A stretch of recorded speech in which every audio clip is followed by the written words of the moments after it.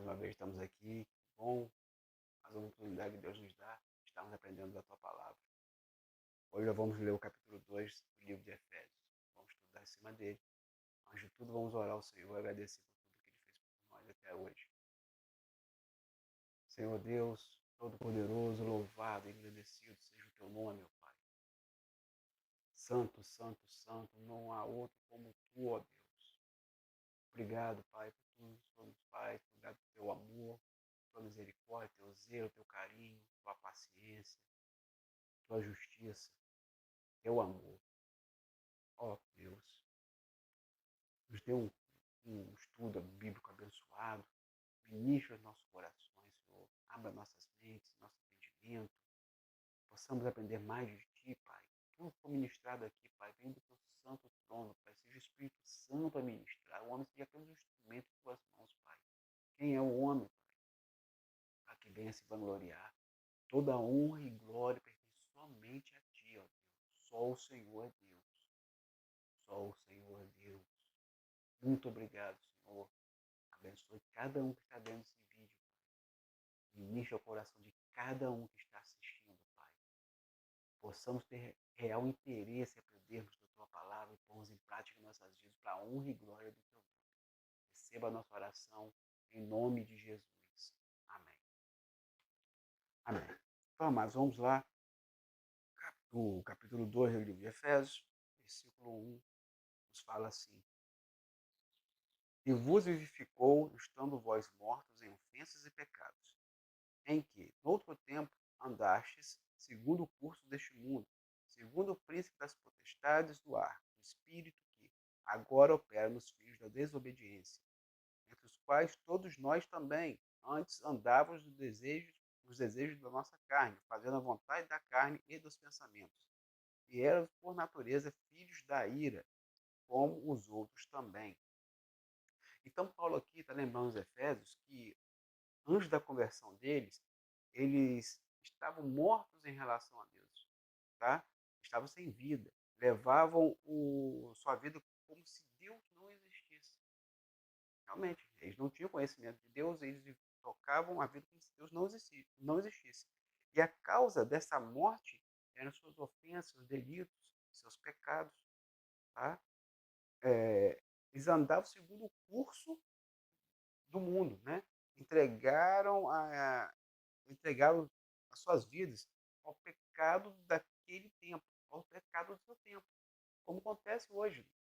Muitos que não têm Cristo, eles se entregam aos pecados do seu tempo. Cada tempo tem o seu auge de pecado, o seu foco de pecado. Nós temos hoje, no nosso tempo, o curso que o mundo leva. O mundo está levando o pecado por um curso. É só a gente observar. Promiscuidade, lascívia, como diz na palavra, não havendo mais respeito de filhos e pais, né? As pessoas se tornando amantes de si mesmo, levando a vida de acordo com o que é agradável à sua carne, não levando em consideração a Deus. O mundo está querendo, hoje em dia, tirar Deus do centro. Deus não é o alvo. Deus não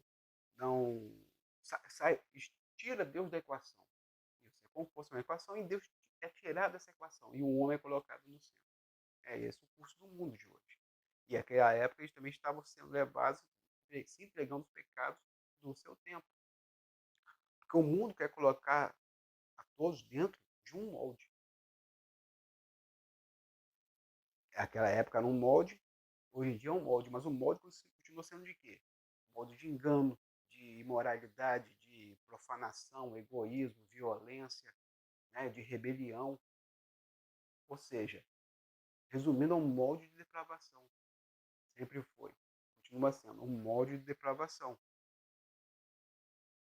E essas pessoas que se encontram sendo guiadas por esse tipo de molde, eles estão sendo, na verdade, conduzidos pelo governante dos espíritos imundos, que está que está na atmosfera, que é quem? Satanás. Eles acabam se encontrando sendo conduzidos por Satanás. Estão fazendo a vontade daquele que está comandando esse século, comandando esse tempo. Porque, por enquanto, o Senhor é soberano, mas o mundo está entregue às mãos de Satanás. E essas pessoas que se deixam levar por esse molde estão sendo conduzidas por Satanás e acabam sendo impulsionados pelo mesmo, por Satanás, e se dispõem aqui, acabam se dispondo a desafiar a Deus, desonrar, desobedecer ao Senhor. É o que a gente vê das pessoas. Não tem honra, não se preocupam com Deus. Eles levam a desobedecer, levados a desobedecer a Deus e desafiam. Muitos se sentem impulsionados a desafiar a Deus. Não a Deus. Que Deus é esse? Eu desafio Deus. As pessoas estão sendo levadas a isso, porque estão sendo impulsionados por Satanás. Entende? Sendo levados por esse molde. E esse, naquela época, mas esse era um estado anterior dos, do povo de Éfeso, dos Efésios. Tá?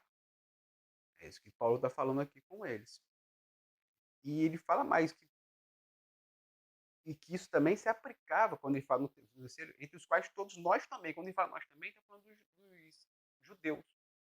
Ou seja, eles também, isso tudo se aplicava aos judeus cristãos. Tá? Pois é, o fato que todas as pessoas, isso é fato, todas as pessoas cometem pecado, sem exceção. Certo? Todos cometem pecado, isso prova que sem Cristo, o homem tem uma natureza má, simplesmente má. Tá? Que seja gentil ou seja judeu, naquela época, ou para nós aqui hoje em dia, seja que etnia for, todos nós temos uma predisposição natural, é natural para a ira, para a malícia, para a amargura, para o mau gênio. Todos têm essa disposição natural. Isso é partilhado por toda a humanidade desde o início. Então, sem Jesus, a nossa natureza é essa. A escala, se for desenvolver uma escala humana, a gente vai pesar. Mal mesmo, quem é ruim mesmo é quem comete é, roubo, mata, fala mentira, é enganador, ladrão, é uma escala humana. Mas a escala de Deus é diferente. A escala de Deus não escapa a ninguém. A escala de Deus é pecado. Pecado é pecado. Então, às vezes, eu não cometo pecados que são horríveis aos olhos humanos, mas dentro do meu coração está cheio de lascívia, de luxúria, de maldade, de inveja, de ira. Não está exposto para os homens, mas para Deus está. Então, a escala de Deus é diferente. A visão de Deus é diferente, ele enxerga diferente. Amém? Então, isso aqui está falando aqui com os habitantes de Éfeso. Vamos adiante no 4. Fala assim: mas Deus, que é riquíssimo em misericórdia, pelo seu muito amor com que nos amou, estando nós ainda mortos em nossas ofensas, nos vivificou juntamente com Cristo. Pela graça sois salvos. E nos ressuscitou juntamente com Ele, e nos fez assentar nos lugares celestiais em Cristo Jesus. Então aqui, a partir desse versículo, ocorre uma mudança. E o autor dessa mudança é Deus, que pelo seu grande amor, porque nos amou, não nos trata como nós merecíamos. Não trata os efésios como nós merecíamos. Não nos trata como nós merecemos. Pela graça, ele tornou Jesus o nosso representante. Ele fez Jesus atuar como nosso representante, não só por nós, mas como se fosse um de nós. Então, quando Jesus morreu, nós também morremos. Jesus foi sepultado, nós também. E quando Jesus ressuscita e se assenta nos lugares celestiais, aí podemos ter certeza que isso também acontecerá com a gente. Nós também ressuscitaremos, estaremos com o Pai na glória. Tá? Todo o benefício da obra de Deus, da obra de Jesus na cruz, são desfrutados por todos nós, por causa da nossa ligação com Cristo. Nós desfrutamos desses mesmos privilégios. tá? Então a gente pode estar certo de nossa vida eterna com Cristo. Isso nos dá certeza de nossa vida eterna. Amém? Vamos adiante no 7. Nos fala assim: para mostrar nos séculos vindouros as abundantes riquezas da sua graça, pela sua benignidade para conosco em Cristo Jesus. Porque pela graça sois salvos, por meio da fé. E isso não vem de vós, é dom de Deus. Não vem das obras, para que ninguém se glorie. Porque somos feitura sua, criados em Cristo Jesus para as boas obras, as quais Deus preparou para que andássemos nelas. Então, por toda a eternidade, quando estivermos com Deus, Deus vai revelar quanto custou a Jesus levar o castigo dos nossos pecados sobre a cruz. Esse é um assunto que não tem fim, devido à grande graça que isso foi feito. A grande graça empregada. É um assunto que não se esgota. Deus vai passar a eternidade revelando, vai ter sempre revelação, sempre coisa para a gente aprender quão grande foi o custo de Jesus na cruz para nos trazer a salvação. Os 3 versículos que vêm em seguida, o 8, 9 e o 10, a gente pode considerar que talvez seja a forma mais simples e clara presente na Bíblia para que se explicar a salvação. Tá? É a coisa mais clara, porque ela começa o quê? Nos fazer entender que a salvação pela graça é mediante a fé. Tá? E essa fé, ela se torna notória quando a pessoa se entrega verdadeiramente, essa fé é verdadeira quando ela se entrega totalmente a Cristo. Quando há uma entrega total a Cristo. Então você vê realmente que essa fé salvadora está atuando na vida do cristão. Na entrega a Cristo. E é frisado que as pessoas não são salvas pelas obras. E nem mediante essa fé adicionada às obras. É somente pela fé. E isso é importante porque se alguém fosse salvo pelas obras, ela poderia se gloriar perante Deus. Ela teria esse direito de se gloriar perante Deus. E acontecer das duas coisas, uma. A pessoa seria o seu próprio salvador. O pecador poderia se encontrar e dizer, eu sou meu próprio salvador. E nisso ela poderia se auto-idolatrar. Idolatria é condenável por Deus. E a segunda, teriam 2 salvadores. Jesus e o pecador. Esse pode isso. Ou seja, Jesus estaria na posição de estar dividindo a sua glória. E em Isaías 42, versículo 8, nos mostra que Deus não divide a sua glória, não dá sua glória a outro. Ou seja, ele não divide a sua glória. A glória é dele. Tá? E não divide o louvor dele, o seu louvor, a sua adoração, com imagens. O louvor, a adoração é dele. Então, isso não se aplica, não tem condição. É pela fé. É pela fé. E o resultado dessa salvação é que somos feitos feitura dele. Ou seja, nós nos tornamos obra-prima de Deus. E essa obra-prima consiste em quê? Em uma nova criação através de quê? Através da união com Cristo. Nisso momento nós tornamos obra-prima de Deus. Na união com Cristo. Amém? Porque, como diz a palavra, se alguém está em Cristo, nova criatura é. As coisas velhas se passaram e tudo se faz novo. Tá? Aqui está lá em 2 Coríntios 15, não, 5,17. Tá? Está lá em 2 Coríntios 5,17. Todas as coisas velhas se passaram e tudo se faz novo. Quem está em Cristo, nova criatura é. Se torna a obra-prima de Deus na junção com Cristo, na dependência de Cristo. Então, dessa forma, como falam 10, nós passamos a sermos salvos para as boas obras. Para as boas obras. Não fomos salvos pelas boas obras. Somos salvos para as boas obras. Como se a salvação fosse uma árvore. As boas obras não são não são a raiz, não vem ser a raiz dessa árvore da salvação. As boas obras são os frutos dessa árvore da salvação. A salvação é uma árvore, as boas obras são os frutos dessa árvore. Tá? Eu não tenho boas obras para ser salvo. Eu tenho boas obras porque já sou salvo. Boas obras são consequências da salvação. Para ser salvo, eu tenho boas obras. Eu tenho boas obras para ser salvo. Amém? Então vamos adiante. Vamos agora para o versículo 11. Portanto, lembrai-vos de que vós, no outro tempo, eres gentios na carne, e chamados incircuncisão, pelos que na carne se chamam circuncisão, feita pela mão dos homens.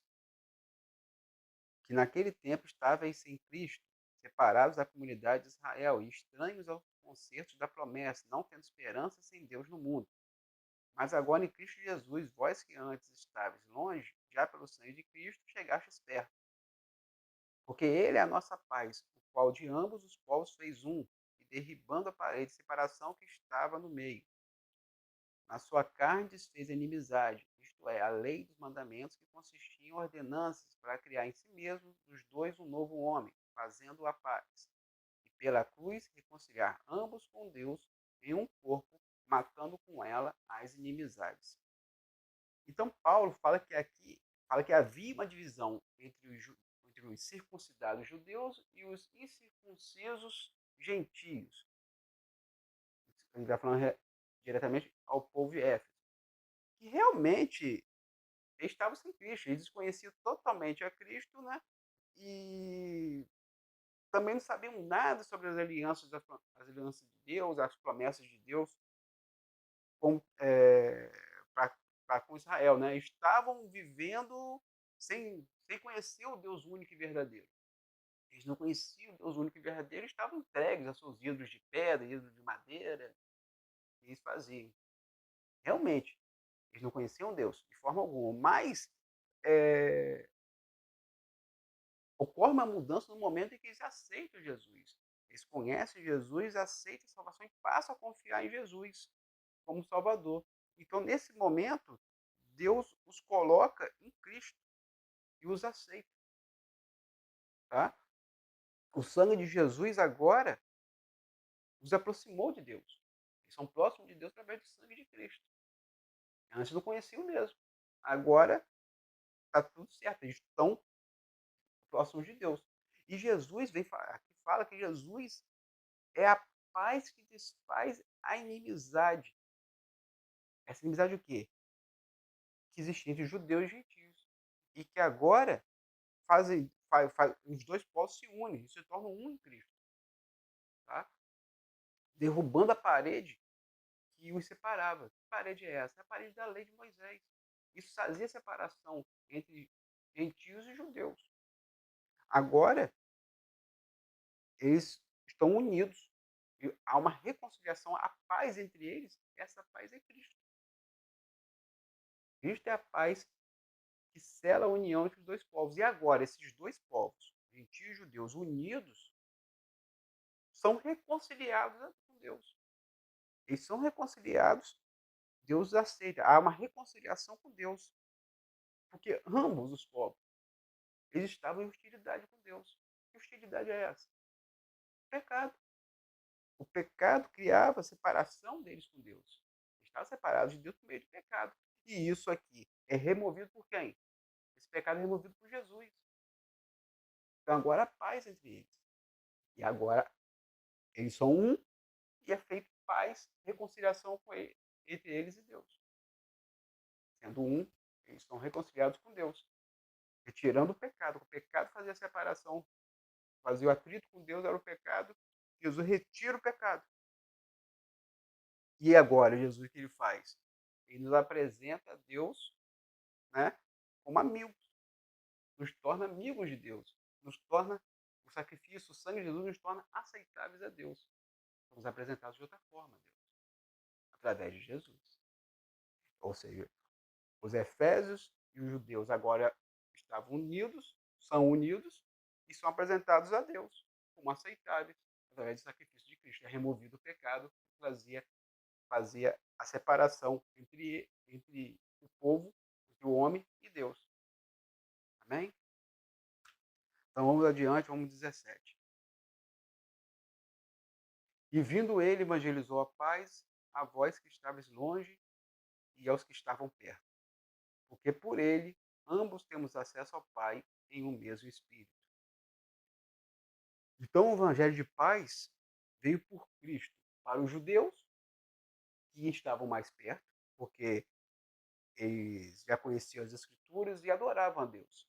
E para os gentios que estavam mais longe, que não conheciam nada de Deus ou conheciam só um pouco de Deus, mas não tinham nenhuma intimidade. Tá? E agora ambos, como nós falamos, agora eles são um, né? E agora eles têm acesso a Deus direto por meio de Jesus. Todos nós agora temos acesso direto a Deus por meio de Jesus. Isso era um privilégio que antes era de um só homem, de uma só tribo, uma só nação, e um só dia do ano. Tá? Só quem poderia chegar a Deus dessa forma era o sumo sacerdote. O sumo sacerdote poderia ser da tribo de Levi, a nação de Israel, e um dia do ano que ele entrava no Santo dos Santos para fazer a expiação dos pecados do povo.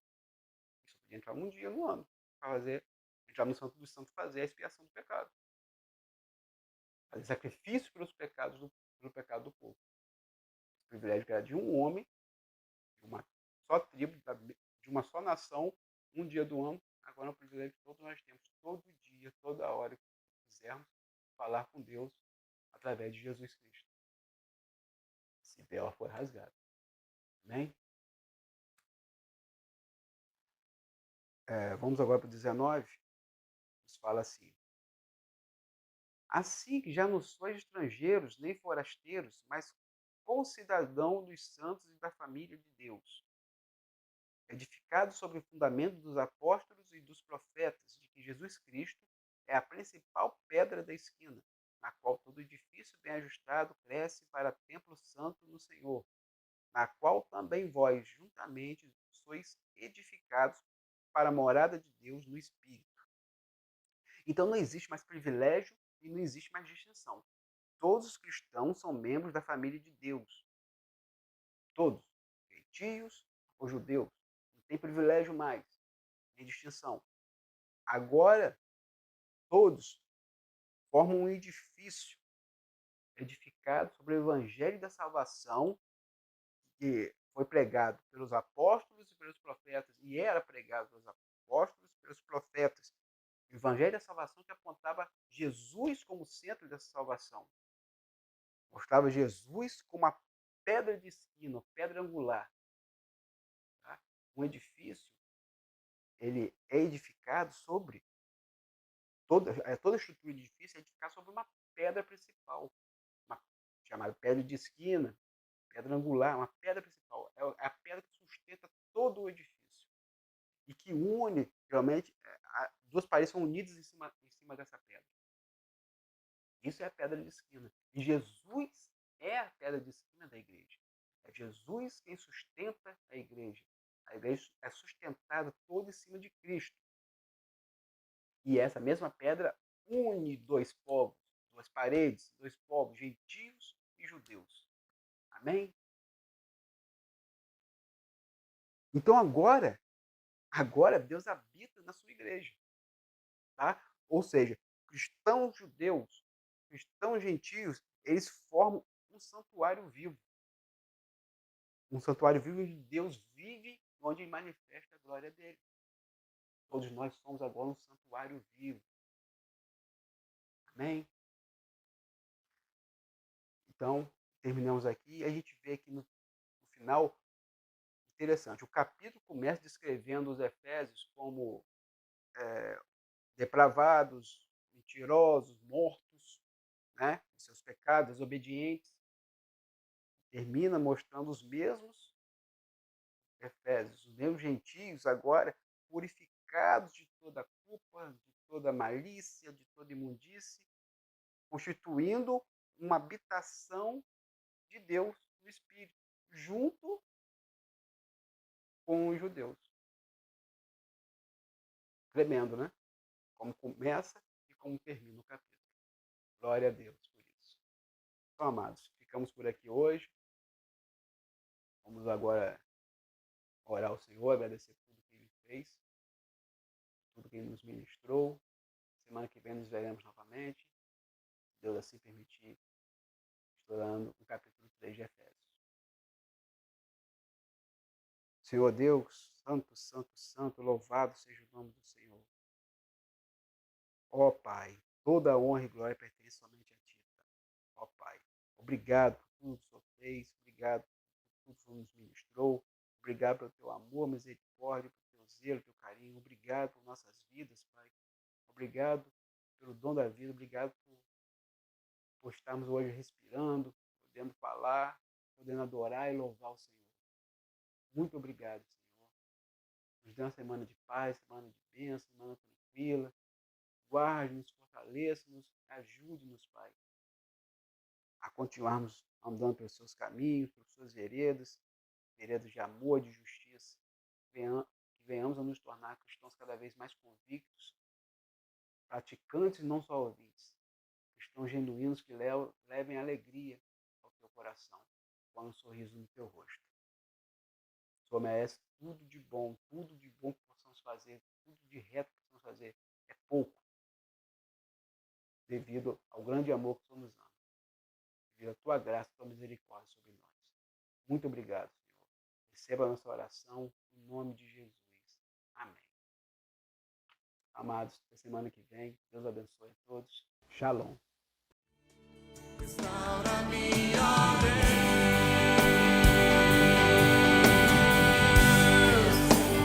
dá-me seu coração,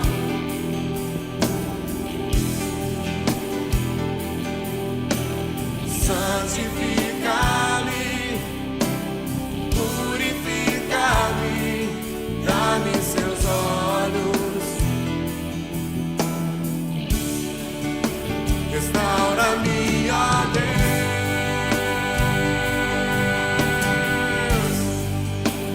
dá-me seu coração,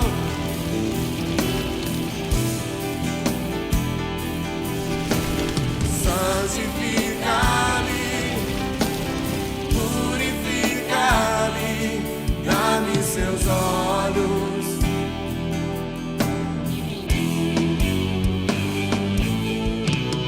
leva-me aos lugares da sua comunhão,